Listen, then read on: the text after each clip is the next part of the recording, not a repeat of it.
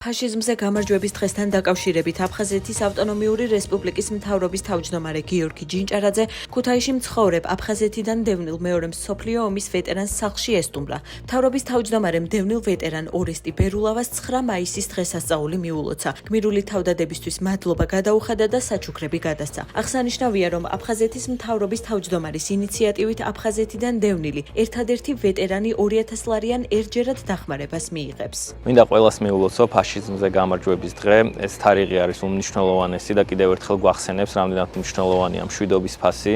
დღეს ჩვენ ვეწვიეთ დევნილ ვეტერანს, რომელსაც მონაწილეობა აქვს მიღებული სამამულო ომში, გამოხატეთ ყურადღება, მიულოცეთ მას. მისი ღვაწლი უმნიშვნელოვანესია ჩვენი მომავლისთვის და საქართველოს მომავლისთვის.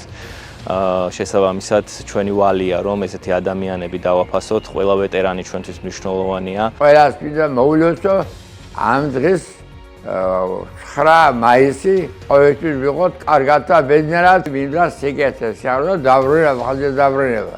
ნამდვილად ვიცი რომ ჩვენი ახალ საუბარ დაბრუნებს აფხაზეთს. დაბრუნებს იმედია.